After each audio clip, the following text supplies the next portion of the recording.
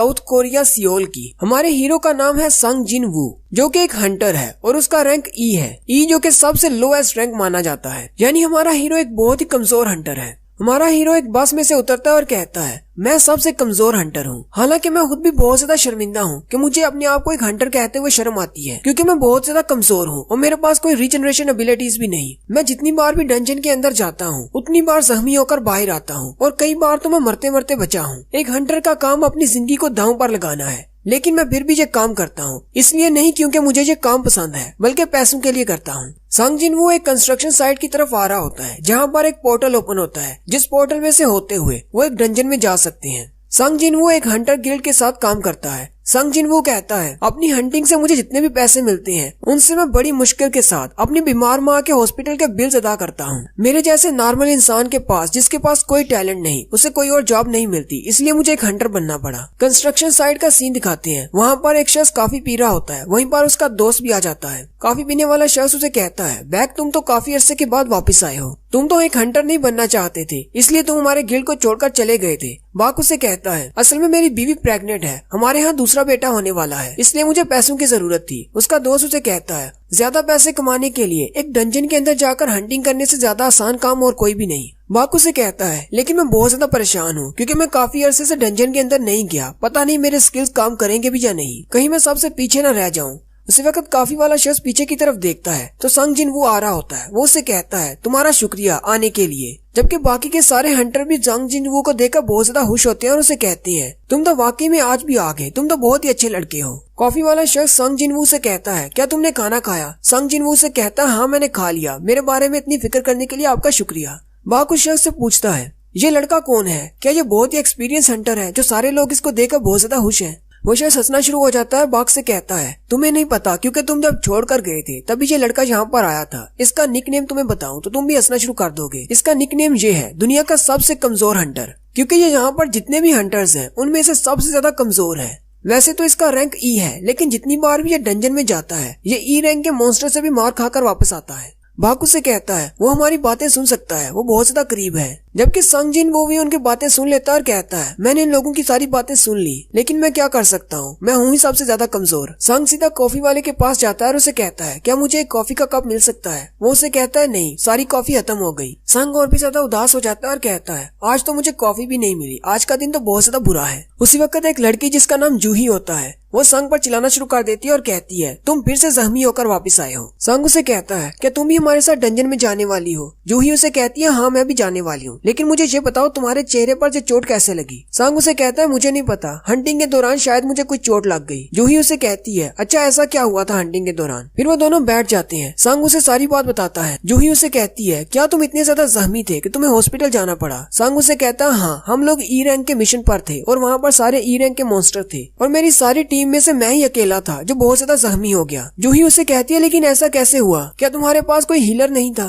संग उसे कहता है, नहीं, असल में मेरी टीम में सारे ही मुझसे ज्यादा रैंक वाले थे, इसलिए उन्होंने अपने साथ कोई हीलर रखा ही नहीं। जूही उसे कहती है, लेकिन फिर भी उन्हें अपने पास एक हीलर तो रखना ही चाहिए। संग उसे कहता है, कोई बात नहीं, असल में वो लोग ज्यादा स्ट्रॉन्ग नहीं है, मैं ही बहुत ज्यादा कमजोर हूँ। फिर संग खड़ा हो जाता है और जूही से कहता है, मुझे लगता है कि सारी टीम डंजन के अंदर जाने वाली है, चलो हम लोग भी चलते हैं। वो सारे लोग उस पोर्टल के सामने इकट्ठे हो जाते हैं। उनकी टीम को जो शख्स लीड कर रहा होता है उसका नाम मिस्टर सॉन्ग होता है। मिस्टर सॉन्ग उनसे कहते हैं, मुझे नहीं पता कि मुझे ये सब कुछ कहना चाहिए या नहीं, मैं पता नहीं क्वालिफाइड भी हूँ या नहीं, लेकिन इस रेड के लिए मैं तुम्हारा कैप्टन हूँ। एक लीडर की तरह मैं तुम्हारी टीम को लीड करूंगा, तुम सब लोगों को मेरी बात मानना होगी। कॉफी वाला शख्स उसे कहता है, मिस्टर सॉन्ग, आपका रैंक हम सब में से ज्यादा हाई है, इसलिए आप हमारे लीडर बन सकते हैं, हमें इससे कोई मसला नहीं। बाकी के सारे लोग भी बात मान जाते हैं और कहते हैं, ठीक है, आप ही हमारे लीडर हैं। संग जिन वो भी हंसते हुए मिस्टर सॉन्ग से कहता है, डंजन में हमारा भी ख्याल रखिएगा। मिस्टर सॉन्ग उन सब से कहते हैं, चलो फिर सब लोग अंदर चलते हैं। और साथ ही वो संग जिन वो से कहते हैं, प्लीज इस बार जख्मी मत होना, बस हमारे पीछे पीछे रहना।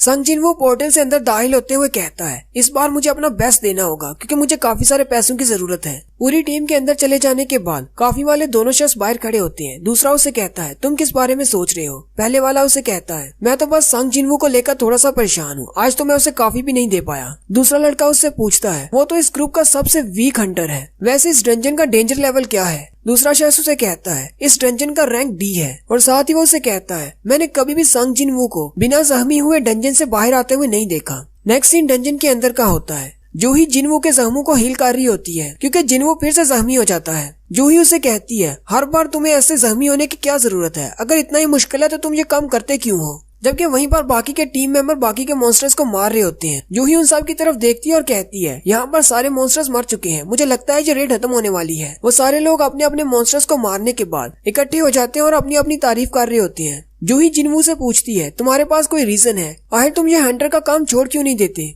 जिनवू हंसते हुए उससे कहता है, मैं सिर्फ मजे के लिए ये काम करता हूँ, अगर मैं ऐसा ना करूँ तो मैं तो बोर होकर मर जाऊंगा। हालांकि अंदर से वो ये सोच रहा होता है, अब मैं जूही को अपनी पर्सनल रीजन तो नहीं बता सकता वरना मैं और भी ज्यादा शर्मिंदा हो जाऊंगा।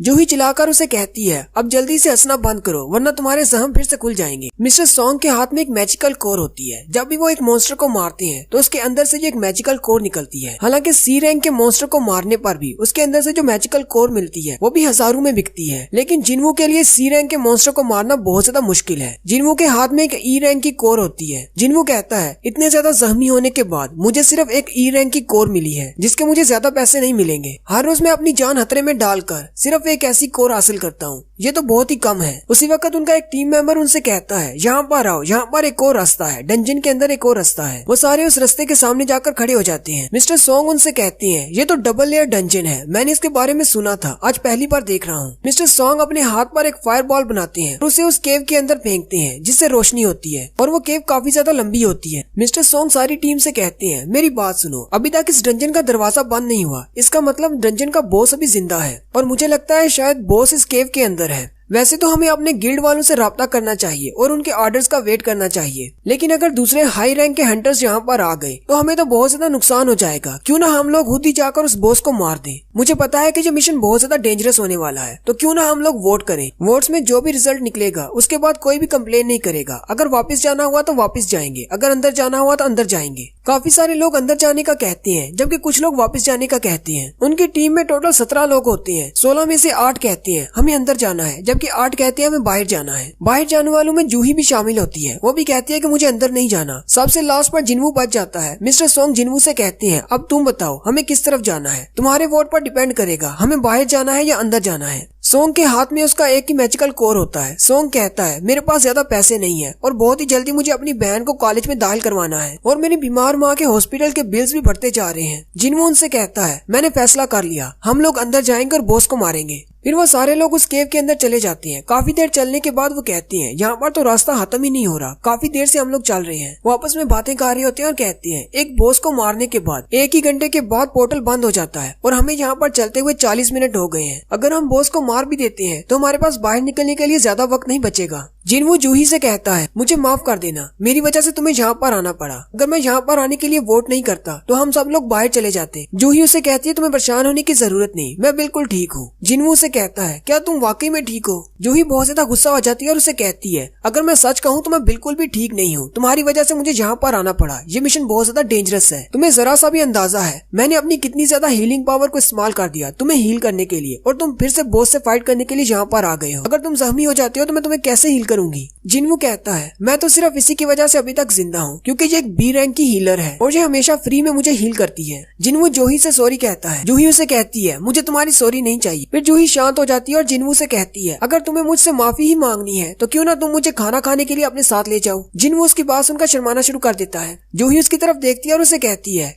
क्या तुम मेरे साथ खाना खाने के लिए नहीं जाओगे? जिनवू घबरा जाता है और उसे कहता है, नहीं ऐसी बात नहीं है, हम दोनों डंजन से बाहर जाकर जाएंगे। आखिरकार वो सब लोग चलते हुए एंड तक पहुंच जाते हैं। वहाँ पर एक बड़ा सा दरवाजा होता है। मिस्टर सॉन्ग उनसे कहते हैं, मुझे लगता है कि इस दरवाजे के पार बॉस है। वो उस दरवाजे की तरफ देखकर कहती हैं, अगर ये बॉस का रूम है तो ये इतना ज्यादा डेंजरस क्यों नहीं है? यहाँ पर तो बहुत सारे मॉन्स्टर्स होने चाहिए थे। मिस्टर सॉन्ग आगे बढ़ते हैं और दरवाजे को खोलते हुए उनसे कहते हैं, क्या तुम यहाँ पर चल कर आने के बाद खाली हाथ वापस जाना चाहोगे? मिस्टर सॉन्ग उनसे कहते हैं, मुझे लगता है कि हम लोग यहाँ पर आने वाले पहले हंटर्स हैं। अगर तुम लोगों को डर लग रहा है तो तुम लोग वापस जा सकती हो। मुझे अगर अकेले जाना पड़ा तो मैं अकेले ही अंदर चला जाऊंगा। सारी टीम वाले बातें करना शुरू कर देते हैं और कहते हैं, मिस्टर सॉन्ग सी रैंक के हंटर हैं और उनके स्किल्स भी बहुत ही अच्छे हैं, हमें उन पर भरोसा करना चाहिए। चलो सब लोग अंदर चलते हैं। मिस्टर सॉन्ग सारे दरवाजे को खोल देते हैं। फिर वो सारे लोग अंदर दाखिल हो जाते हैं। वो लोग जैसे ही अंदर दाखिल होते हैं मिसालें जलना शुरू हो जाती हैं। मिस्टर सॉन्ग उनसे कहते हैं, मैंने कभी पहले ऐसी डंजन नहीं देखी, चलो सारे फैल जाते हैं और आसपास देखते हैं कोई काम की चीज है या नहीं। यहाँ पर देखकर तो नहीं लगता कि काफी अरसे से से यहाँ पर कोई आया होगा। वहाँ पर सामने कुर्सी पर एक बड़ा सा स्टैचू होता है, जबकि इर्द गिर्द छोटे स्टैचूज होते हैं। उन स्टैचूज के हाथ में अजीब सी चीजें होती हैं, कईयों के हाथ में वेपन्स होते हैं और कईयों के हाथ में म्यूजिकल इंस्ट्रूमेंट्स। जिनवू उनको देखकर कहता है, यहाँ पर तो बहुत सारे स्टैचूज हैं, ये तो बहुत ज्यादा डरावना लग रहा है। इनको देखकर तो ऐसे लगता है जैसे ये हमें घूर रहे हों। उन सब का ध्यान सेंटर में बैठे हुए बड़े स्टैचू पर पड़ता है। वो कहते हैं ये वाला तो बहुत ही बड़ा है, कहीं ये इन सब का बॉस तो नहीं। मिस्टर सॉन्ग उनसे कहते हैं नहीं, ये बॉस नहीं हो सकता, ये तो सिर्फ एक स्टैचू है। लेकिन बाकी सारे स्टैचूज में से सिर्फ यही एक है जो बहुत बड़ा है। वो सारे एरिया को चेक करने के बाद कहते हैं यहाँ पर तो एक भी मॉन्स्टर नहीं है, ना ही कोई बॉस है, सिर्फ इन स्टैचूज के अलावा कुछ भी नहीं। उसी वक्त मिस्टर सॉन्ग की नजर एक मैजिकल सील पर पड़ती है।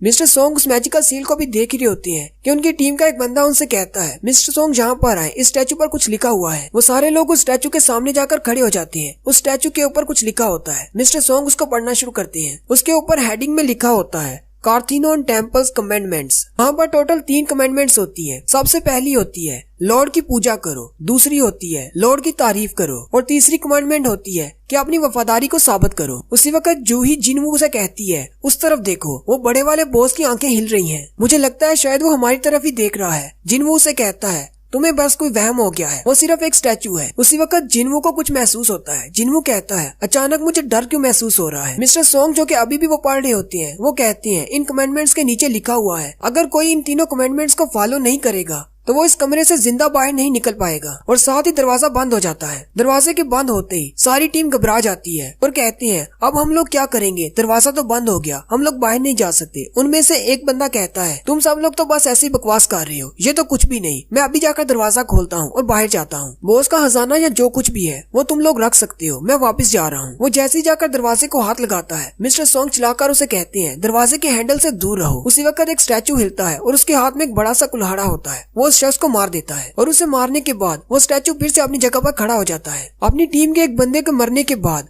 बाकी के टीम मेंबर्स बहुत ज्यादा डर जाते हैं और कहते हैं, क्या हमें इन सारे स्टैचूज से फाइट करना होगी, ये तो बहुत बड़े हैं। जूही और जिनवू भी बहुत ज्यादा घबरा जाते हैं। जूही जिनवू से कहती है, अगर वो वाला स्टैचू हिल सकता है तो इसका मतलब बॉस का स्टैचू जो मैंने अभी देखा था उसकी आंखें वाकई में हिल रही थी। और यहीं पर हमारी फर्स्ट एपिसोड का एंड होता है। एक्सप्लेनेशन अच्छी लगी हो तो कमेंट करके जरूर बताएं। चैनल को सब्सक्राइब कर दें, वीडियो को लाइक और शेयर कर दें। शुक्रिया।